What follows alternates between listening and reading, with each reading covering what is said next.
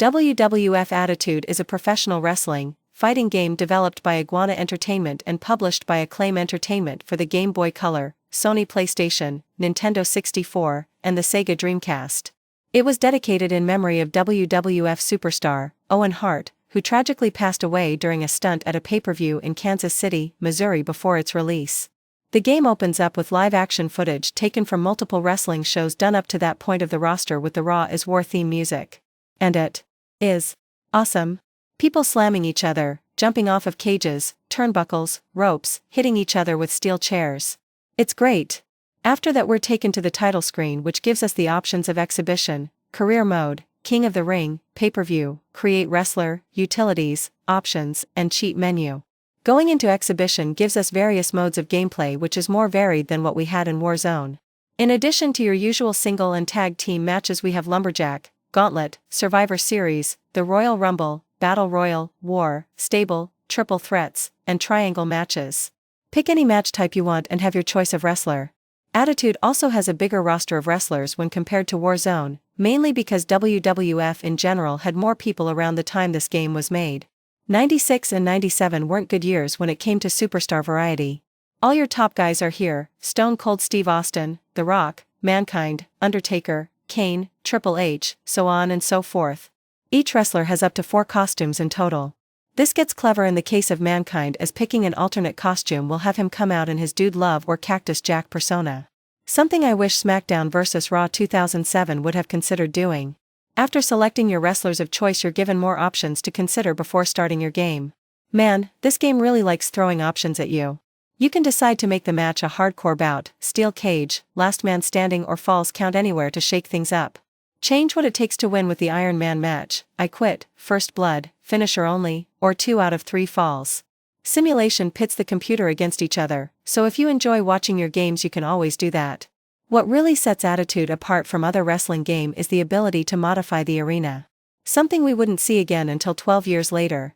Upon clicking on that option you can select a default arena like Raw, Heat, or a house show. Then we have my personal favorite, Custom. From there you can select stadiums, ring lights, etc. I mean, it isn't as thorough as WWE 12, but we're still getting some good options here. Make a pay-per-view. Recreate SmackDown. Have the lights be either blue or red for The Undertaker and Kane respectively. Go nuts. The rest is setting the time limit, if you want to allow a win to happen if you knock the opponent unconscious, and if you want announcing or not. The announce team this time is Shane McMahon and Jerry the King Lawler. Their commentary mostly consists of vague calls, and the occasional insult from King. We don't even have the same introduction that Warzone had with Vince and Jim Ross. We wouldn't get decent commentary again until the SmackDown vs. Raw series for the PS2. The entrances are another thing the game has going for it. In Warzone, we only got an entrance in WWF Challenge, and that only showed them coming down the stage and taunting. Here, everyone has an entrance unique to them which duplicates their real-life entrance to the best of the game's ability. Entrances are also affected by the stadium. House shows don't have the same pyrotechnic and lighting as Raw and pay-per-view stadiums do. Austin has the shattered glass and goes up all 4 turnbuckles. The lights go out for Undertaker with torches on either side. Kane has his fire. Triple H does his Are You Ready? Speech and breaks the 4th wall. A real step up from the previous game. Not much has changed in the way the matches go from Warzone. You still have the health bar, the chanting that grants you momentum, and the need to perform combos in order to perform moves. Sometimes they're simple like up plus triangle, but other times they'll be as tedious as up, down, up and then triangle. Or left, right, left, square. Even if you want to do something as simple as swinging the opponent into the ropes, you need to press the directional buttons twice and then X. You need time to actually hit the buttons, but you know the computer isn't going to give you any. Tap the buttons too quickly and you won't perform the move. Half of these moves can't be done unless the computer is stunned. This is ridiculous. I shouldn't have to go through this much trouble just to slam a guy onto a mat. The career mode replaces the challenge mode from the previous game. You're shown a preview of each match you'll be in with the wrestlers' headshots next to a calendar highlighting what day it is. The career mode is separated by 3 divisions: European, Intercontinental, and Heavyweight.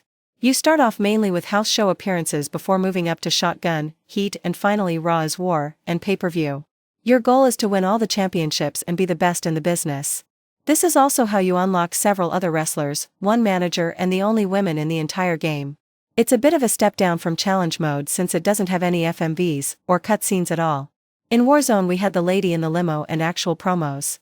Here it's just a calendar and playing matches. Not a whole lot going on. Its main purpose is to unlock the rest of the roster. Attitude was the first WWF-related game to introduce the King of the Ring tournament as a game mode. You select up to 8 WWF superstars to compete in a singles elimination tournament to be crowned the King of the Ring. Each superstar's portrait is shown on a bracket highlighting each match and round, and all your usual match options are there. Attitude was also the first WWF game to have a create a pay-per-view mode. From the pay-per-view menu you can select the name of the event, set up to 8 different matches and then create the stadium, saving you the trouble of having to set it up for each individual match. For those of us who enjoys booking our own shows and seeing dream matches happen, this was a dream come true for us. While you can't book any title matches or anything, it's still a good way to pass the time with friends. Create a Wrestler makes a return in this game and has some new features to offer us. Instead of being able to just modify their appearance, attributes, and profile, you can also now edit their moveset and give them an entrance. To give just a little more personality, you can even give them a voice from a list of custom voiceovers, or from the superstar roster. Now, while this is expanded and introduces a lot of things that carry over into future WWE-related titles, it also doesn't have as many quality choices as we got in Warzone. Attitude gives you the choice to make a man or a woman from the get-go, whereas Warzone made you have to unlock that privilege, but Warzone allowed for more creativity and the wrestlers' faces looked better. In this game your guy or gal is going to look ugly no matter what you do, and the custom voiceovers are all terrible. Most of the custom music outside the roster's themes aren't much to listen to either, except for a couple of selections such as Arachnia Dance, Chopsticks, Gladness, Judge This, Snaggletooth, and my personal favorite, Spittoon Saloon. The options menu has all your basic stuff in it, but what always stood out to me was the ability to censor language. WWF Attitude is a rated T game and has mild swearing in it, but the default option setting for the language is rated everyone, thus censoring all the things that help give it a T rating unless you manually put that you want the language to be rated T. With just a few simple clicks of language and blood, you can take WWF Attitude from a family-friendly experience to a not-so-family-friendly experience. It's a nice option to have since some people don't enjoy language and blood as much as others, even if they are wrestling fans.